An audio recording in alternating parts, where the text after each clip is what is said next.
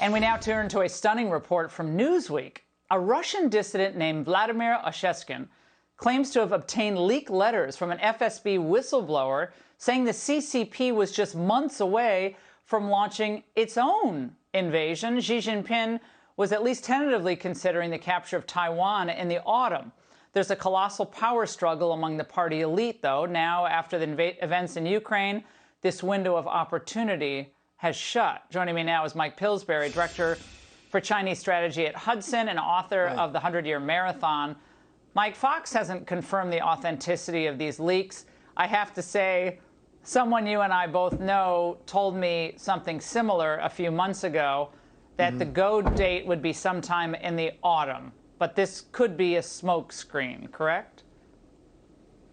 Yes, that's correct, Laura. Taiwan itself frequently forecasts that the month of April and the month of October are the two most dangerous periods.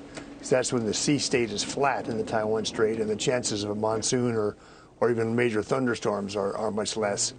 So we know that Beijing does debate what it should do about Taiwan and if it's going to invade, when.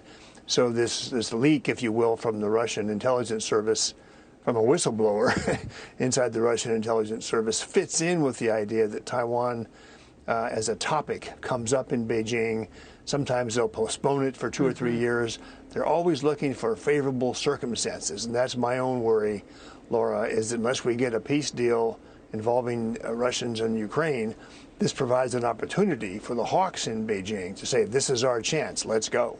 Yeah, so you take the opposite view of so many in the foreign policy establishment who say, okay, if the U.S. doesn't get more involved and put Putin back on his heels with more weapons and more money to Ukraine, the MiGs and so forth, China's going to see that as a green light to go into Taiwan. I've never agreed with that, but I'd like your thought on that.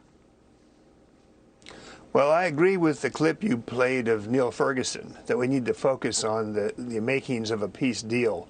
That's going to deter Xi Jinping and the Chinese hawks if they see that something's worked out involving neutrality of Ukraine or some sort of promise that he won't join NATO for 10 years. He wasn't going to be able to join NATO for at least 5 years anyway because of various conditions that Ukraine was not meeting to join NATO.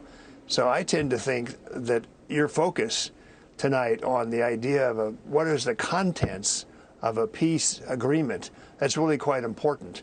And strangely enough, the Chinese are offering to help, but their price is very high, Laura. Their ambassador wrote an article today saying they'll help with the ceasefire, but only if the U.S. doesn't sanction China in any way. So they're afraid of sanctions being put on China. Yeah, well, they want those tariffs lifted, Mike, right? They don't want any of those Trump tariffs, and they don't want any new tariffs. So again, the longer this goes on in Ukraine, the higher the price that Ukraine and the West will have to pay for that peace. That's my concern. Mike, as always, thank you. Hey, Sean Hannity here. Hey, click here to subscribe to Fox News YouTube page and catch our hottest interviews and most compelling analysis. You will not get it anywhere else.